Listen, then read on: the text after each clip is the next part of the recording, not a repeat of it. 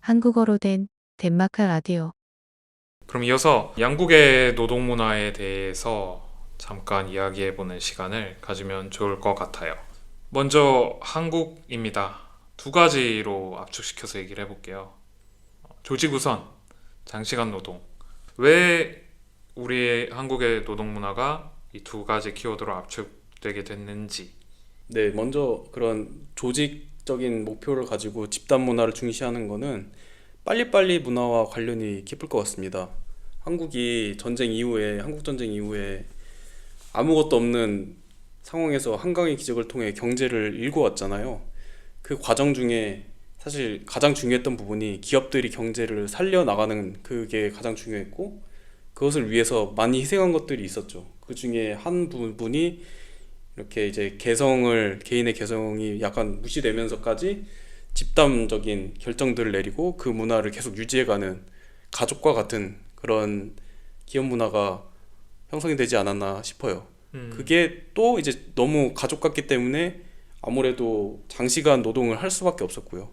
장시간 노동까지 그게 연결돼 있다고 생각을 하시는 거죠. 왜냐면 빨리빨리라고 말씀을 하셨으니까 사실 일을 아무리 많이 한다고 해도 정해진 정해진 일의 양은 있을 거고 그걸 빨리빨리 한다면 사실 뭐 OECD 1위, 2위를 다투는 수준까지의 장시간 노동이 필요할까라는 생각이 또 드는데 제가 음, 예전에 대학원을 다녔을 때를 생각해 보면 네, 일반 회사와는 좀 다를 수도 있습니다만 여기에서는 약간 가족 같은 분위기가 있었어요. 음, 약간 그러니까 퇴근이 없는 그런 분위기? 음, 근데 그렇다고 해서 뭐 서로 좀 공격적이고 네, 막 빨리 일해 막 이런 위계 질서가 있진 않았지만 네, 그냥 같이 있는 거죠. 같이 저녁 먹고 같이 그냥 연구실에 그냥 있고 하면서, 물론 회사에서도 그런 경우가 있을 수도 있고 아닐 수도 있지만, 그러니까 네, 약간 가족 같은 분위기라서 네, 오히려 더 회사에 있으면 좀 더 안정적인 그런 정서적으로 안정이 있는 그런 경우도 있었던 것 같아요. 아, 야, 무조건 공격적으로 너 야근해, 네, 이걸 빨리 이 시간까지 끝내야 돼, 음, 이런 이유로만 회사에 있는 게 아니고 음, 그냥 말 그대로 그냥 친구 같고 형 같고, 그래서 회사에 오래 있었던 적도 있었던 것 같아요. 물론 요즘 시대는 좀 아닐 것 같긴 합니다. 사용자 그러니까 기업과 종업원의 관계 또는 임직원의 관계가 사실은 계약 관계잖아요. 맞아요. 근로계약서를 쓰고 네. 우리의 지식을 제공하는 지식 노동자들 같은 경우에 그런 형태인데 그거에 대한 인식이 흐려져 있고 그것보다는 어떤 주종 관계 또는 나의 일을 비즈니스적으로 접근하는 게 되게 인간성 없는 사람 또는 수전노 나의 성장과 돈만 개인의 이익만 밝히는 사람 뭔가 그렇게 치부되는 문화 내 애정이라는 감정이 일터에 투여되어야 하는 그런 맞아요. 것들이 은근히 푸시되는 그런 문화들이 이런 결과를 낳지 않았나 저도 동의하는 내용입니다. 맞아요. 네, 그런 걸 기대하는 것도 있고, 네, 반대로 음, 지금 웨인님 말씀하신 거를 음, 얘기하면, 일을 하다가 딱 이제 퇴근 시간이 돼서 일을 딱 끊어버리고 집에 네, 간다 하면 네, 되게 정없는 거죠. 음, 그 사람은 약간 오히려 이 문화를 망치는 음, 적이 될 수도 있을 것 같아요. 맞아요. 저자는 그런 관찰들에 더해서 이러한 얘기도 했다고 합니다. 한국 직장인 다수가 가짜 노동으로 인한 번아웃과 일에 대한 회의감을 호소한다. 그래서 한국어판의 부제도 스스로 만드는 번아웃의 세계라고 지을 정도로 한국 사회에 만연한 번아웃의 원인이 이 가짜 노동이다. 그렇게 연결지은 해석이 있다고 해요. 그런데 저는 이 번아웃에 대한 언급을 들으면서 이런 생각을 해봤어요. 번아웃이 그러면 그냥 일을 많이 해서 오는 문제가 아니라 의미 없는 일을 많이 해서 오는 문제다? 라는 거에 대해서 약간 의문이 들었던 것 같아요. 조금 더 제 의문의 결을 확장해 보면 의미 없는 일들이 진짜 의미 없는 일일까? 라는 생각을 제가 이 책을 읽고 또 한국 사회의 현실에 적용해 보면서 그런 생각을 했거든요. 가짜 노동이 진짜 노동의 재료가 되지는 않는 걸까? 진짜 저희가 9시에 출근해가지고 진짜 노동만 쭉 하고 뭐 한 오후 2시에 퇴근하는 거 그리고 진짜 노동을 하는 사이사이에 뭐 형태적으로는 일을 한다고 하더라도 제 뇌를 조금 쉬게 만들면서 그러한 시간을 짬짬이 가지고 그렇게 하면서 또 다음 진짜 노동에 대한 에너지를 축적하고 또 가짜 노동을 하다가 드는 뭐 생기는 아이디어들이나 그런 영감들이 진짜 노동에 투여될 수도 있는 거고 한국은 사실은 그냥 산술적인 일의 시간이 너무 높아서 번아웃이 온다 이렇게 이야기할 수는 있어도 그 중에 의미 없는 일이 많아서 번아웃이 온다? 그거는 잘 모르겠어요. 어떻게 보셨어요? 네, 말씀하신 거 음, 완전히 공감을 하고요. 그러니까 의미가 없는 일이 많이 있긴 하죠. 그러니까 조직이 음, 운영이 되기 위해서 요구되는 일들이 있거든요. 예, 그런 것들은 가짜 노동이지만 또 애매하다고 말할 수 있는 게 그 조직 입장에서는 또 필요한 노동이에요. 그 말씀하신 것처럼 이런 가짜 노동들이 진짜 노동에 영향을 주기도 하고요. 음, 그래서 누가 어떤 관점에서 바라보느냐에 따라서 가짜 노동일 수도 있고 음. 진짜 노동일 수도 있고 그런 업무들은 있는 것 같아요. 되게 좋은 포인트인 것 같아요. 왜냐하면 저자가 이야기하는 게 가짜 노동을 걸러내자. 그거를 기업 입장에서 탐지하고 걸러내는 게 중요하다. 이런 이야기를 하는데 그러면 결국에는 그게 객관화돼야 되는 거고 그 기준이 일원화돼야 되는 거잖아요. 근데 사람에 따라서 누가 보기에는 저 사람 저거 의미 없는 일 하는데? 라고 생각을 하더라도 어떤 사람한테는 그게 더 고차원적인 일의 재료가 될 수도 있는 거고 맞아요. 잠깐 그러니까 아예 뭐 사무실을 나서 가지고 내가 쉬지는 않지만 책상에 그냥 앉아 있고 컴퓨터를 보고 있지만 나는 이렇게 하면서 쉰다. 그리고 진짜 노동하는 데 있어서 도움이 된다. 연관성이 있다. 라고 했을 때 기업 입장에서 그거를 그냥 가짜 노동 이렇게 정의할 수 있을지 이것이 주관적인 가치라고 했을 때 저자가 말하는 결론이 기업에서 실행하기에 쉬울까? 또는 인간적일까? 이런 생각을 해보는 것 같아요. 네. 이 얘기도 조금 자연스럽게 해볼까요? 제가 진기님한테 드리는 질문이기도 하고 제 개인적 경험이기도 한데 저는 한국 회사에서 일을 할 때 제 정신이 두 개로 유리되는 듯한 그런 경험을 한 적이 있어요. 왜냐면 진기님이 해주신 이야기와 맞닿는 부분인데 우리가 일터에서 나라는 그 존재, 나라는 영혼 안에 정해진 퍼센테이지만 내가 이 일터에 쓸 수 있고 나머지는 내 거다. 내 일상을 위한 거다. 내 가족들을 위한 거다. 이런 것들이 덴마크에서는 그걸 규정하고 그 한도가 일터의 요구에 의해서 넘어갈 때 이거 이상은 내 개인적인 범위를 침범해. 내가 이 일터에서 약속했던 내 영혼의 투여량을 초과해. 이런 말을 하는 게 어렵진 않지만 한국에서는 그게 진짜 어려웠던 것 같아요. 내가 일터에 있으면 내 모든 걸 쏟아야 되고 또 집으로 돌아가면 또 내 모든 걸 쏟아야 되고 다른 방식으로 그런 것들이 뭐 스탠다드다 보니까 진짜 제가 일을 열심히 하고 또 일상에서는 제 가족들이나 뭐 애인이나 이 사람들한테 전심을 다하다 보면 제 정신이 뭔가 낮의 정신, 밤의 정신 두 개를 갖는 듯한 그런 경험을 한 적이 있어요. 근데 이게 저는 되게 무서웠거든요. 왜냐면 이러다가 정신분열증 비슷한 그런 형태의 정신을 내가 갖게 되는 게 아닌가 그런 생각을 문득 한 적이 있는데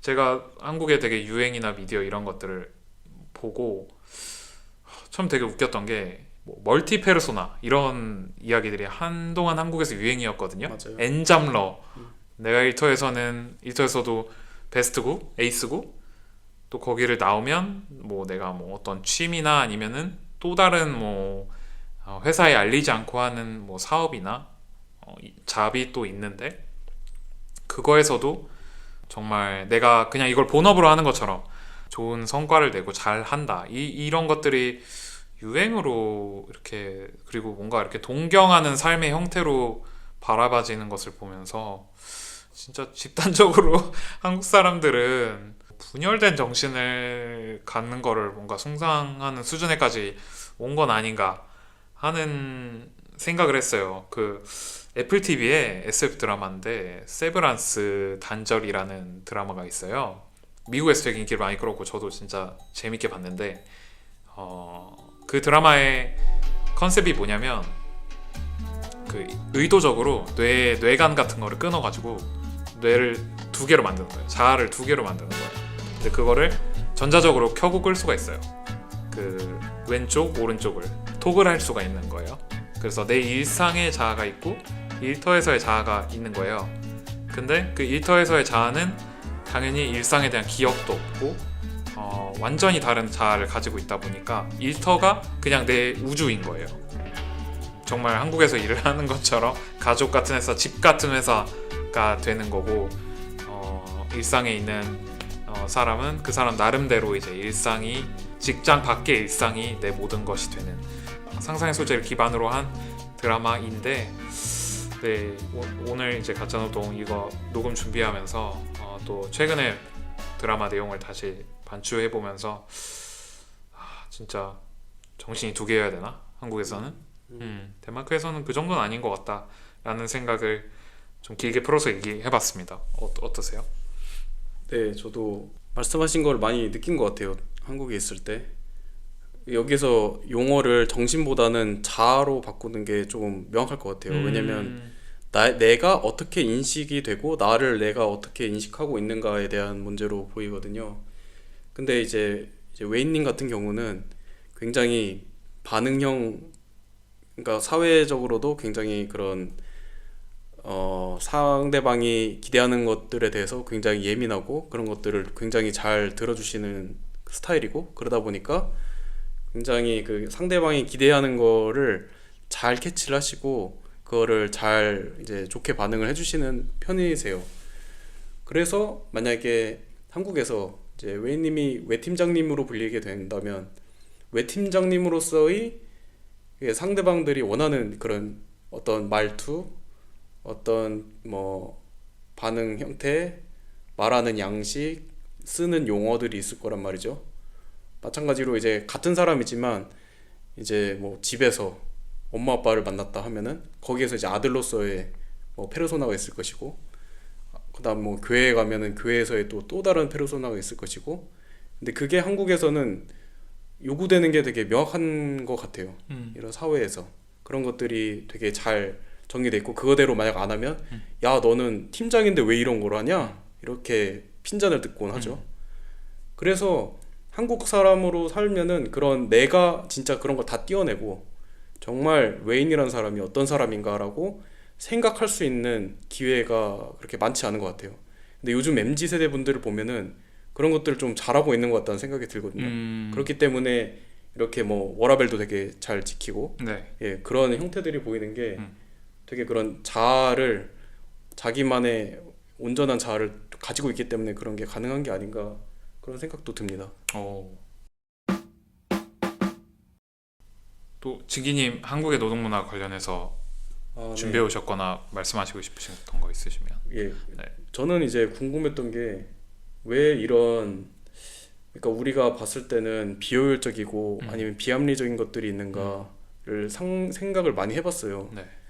그거에 대해서 근본적으로 따라가 보면 네. 예를 들어서 이런 거죠. 내가 중소기업에 입사를 했어요, 처음에. 그렇게 되면은 한국에서는 여기에서 살다가 대기업으로 이제 넘어가게 되는 경우가 네. 쉽지가 않거든요. 네네. 근데 덴마크에서는 사실 그게 비교적 쉬운 편이죠. 음.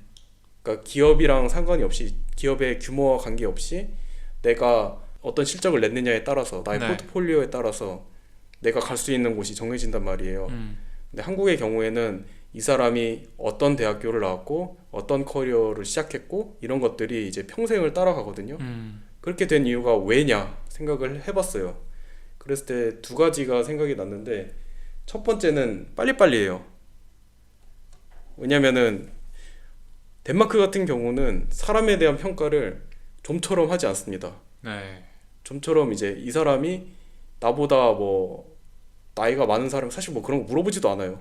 별로 처음에 이제 대화할 때 너 나이 어디야, 너 어디 출신이야, 뭐 이런 것들을 막 물어보진 않거든요. 네. 근데 한국 사람들은 그런 거에 관심이 많은 이유가 빨리 뭔가 서열 정리를 하기 위해.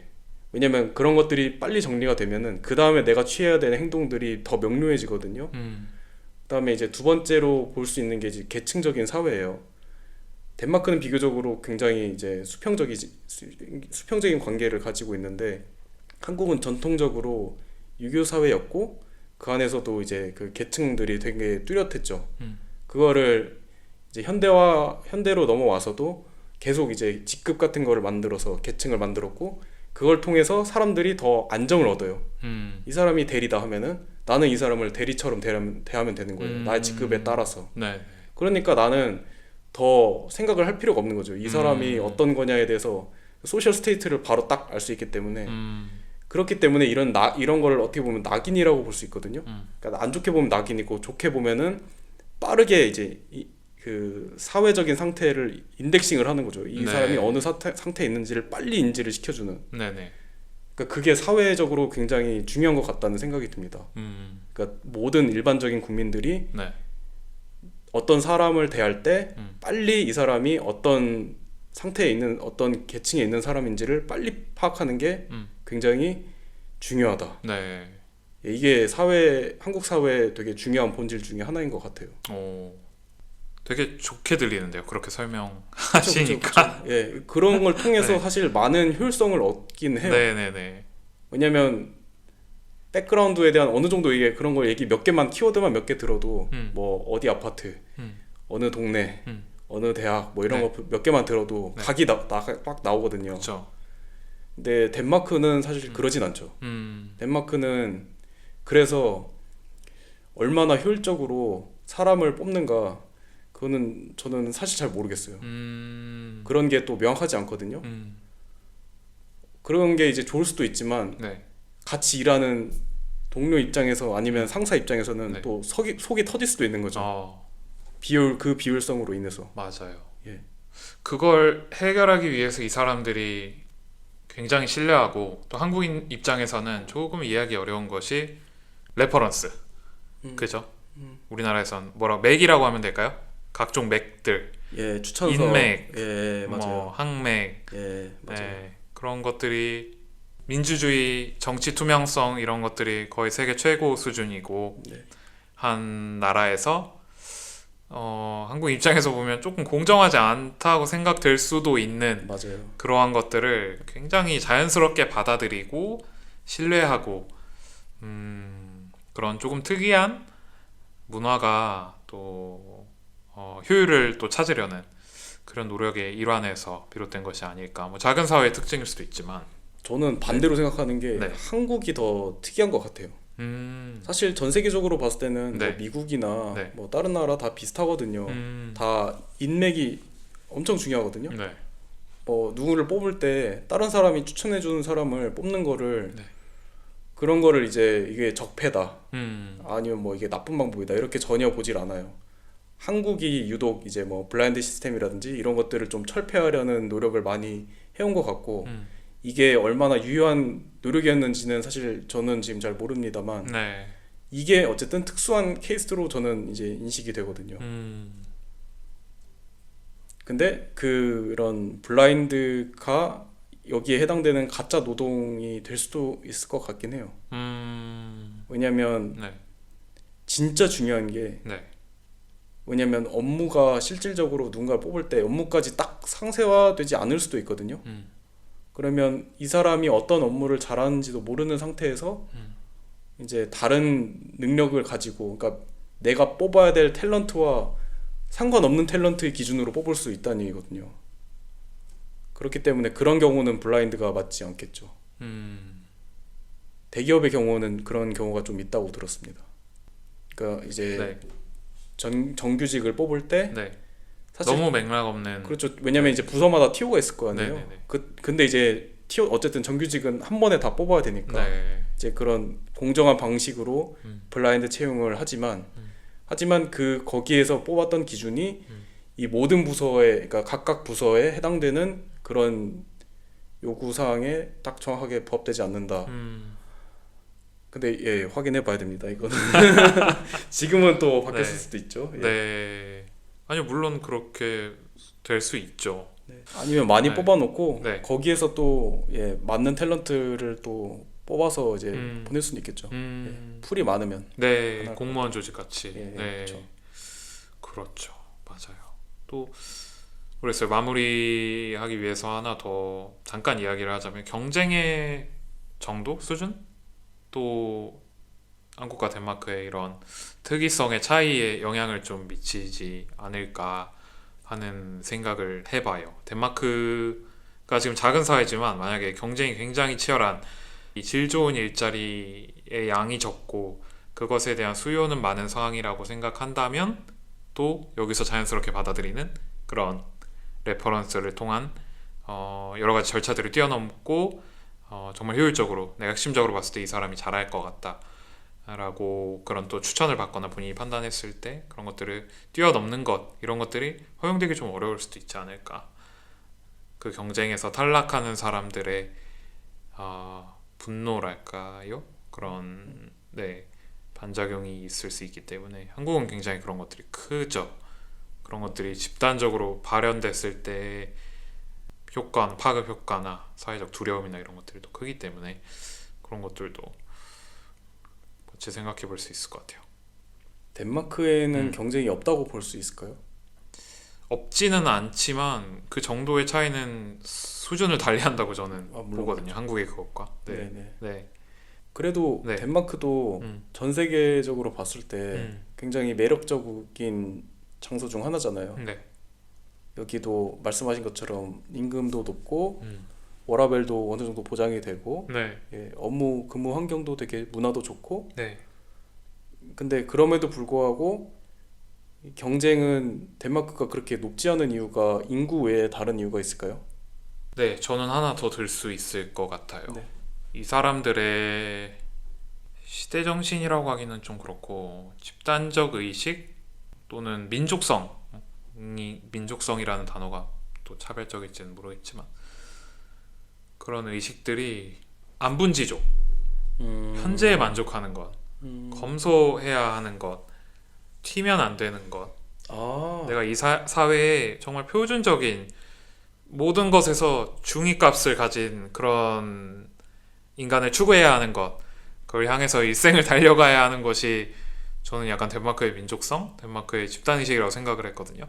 맞아요. 그렇기 때문에 내가 개인적으로 이기적인 인간으로서의 성장 욕구, 경쟁에서 이기고자 하는 욕구, 내가 지금 일하고 있는 자리보다 더 좋은 자리로 가고 싶은 욕구가 있어도 그것을 뭔가 집단의식, 사회 시스템들이 구조적으로 막고 있다, 문화적으로 막고 있다는 생각이 들었어요. 그래서 그것들을 풀었을 때는 물론 경쟁이 지금보다 올라갈 수 있지만 좋은 일자리에 대한, 좋은 삶에 대한 그런 것들이 뭔가 사회적 합의를 통해서 억압시키고 있는 그런 상황 아닌가.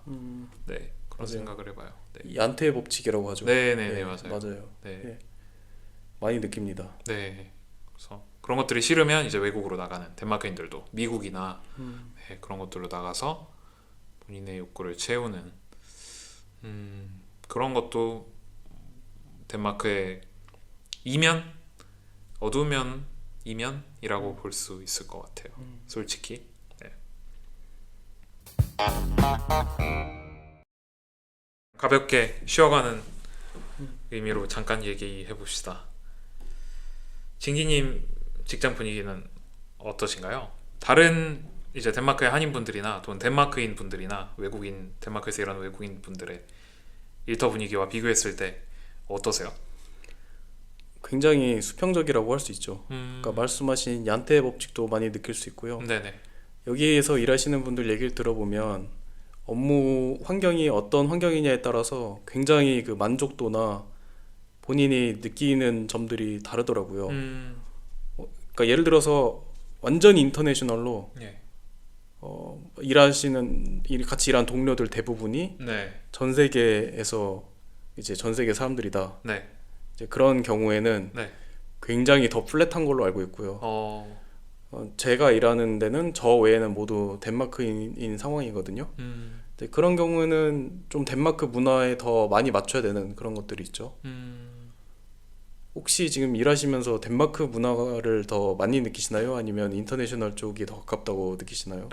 저는 약간 반반인 것 같아요. 왜냐하면 저희 회사는 본사가 미국에 있고, 미국 회사인데 유럽 오피스가 지금 덴마크 코펜하겐에 있는 상황이거든요. 그래서 본사에서의 큰 틀에서의 매니지먼트는 미국식으로 가고 싶어 하고, 어떻게 보면 한국식 매니지먼트랑 비슷한, 예, 사람들을 계량화하고 성과 평가하고 저성과자들을 내보내고 뭐 그런 익숙한 형태의 매니지먼트고, 그렇지만 이 로컬 단계에서의 저희 유럽 CEO나 제 매니저는 그것들을 최대한 쳐내가면서 또 커버해 가면서 본인들이 원래 가지고 있던 페어하고 플랫하고 조금 더 인간적인 그런 형태의 일문화를 지켜가려고 하는 그런 모습들이 반반씩 보이는 것 같아요. 네. 그래서 저는 사실 조금 만족해요.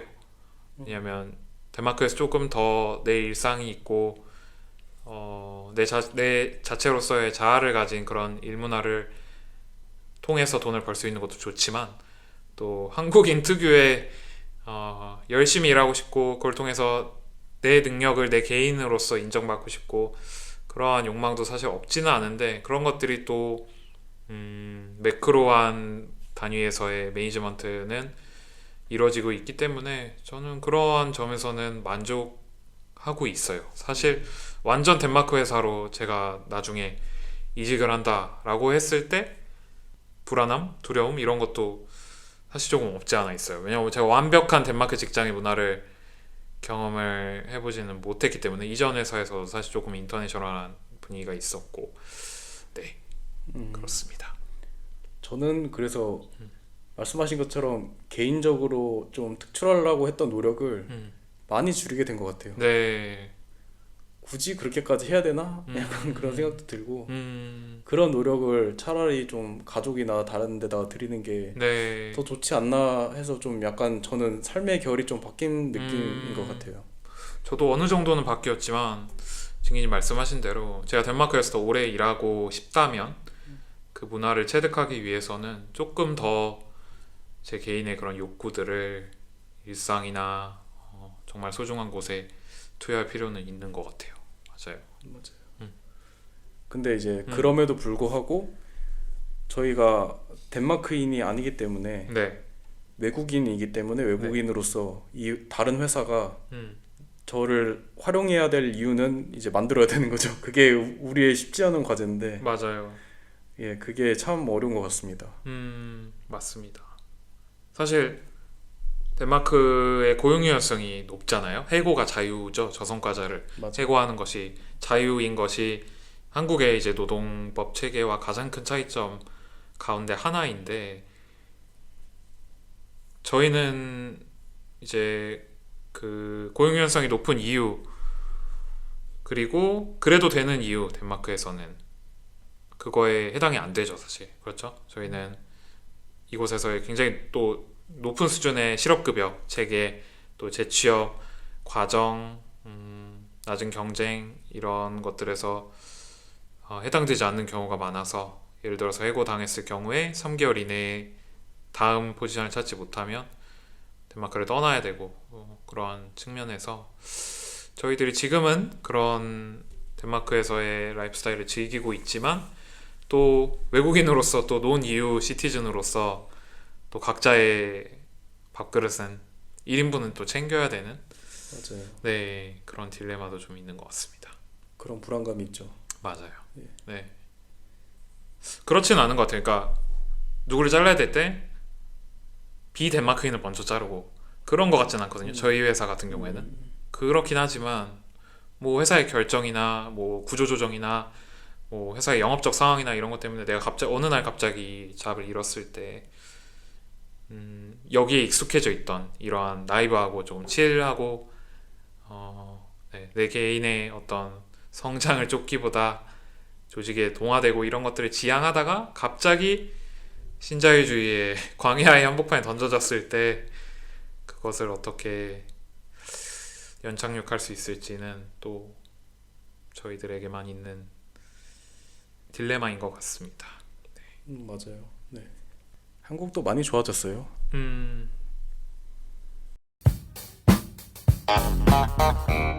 Du lytter til Dansk Radio på koreansk.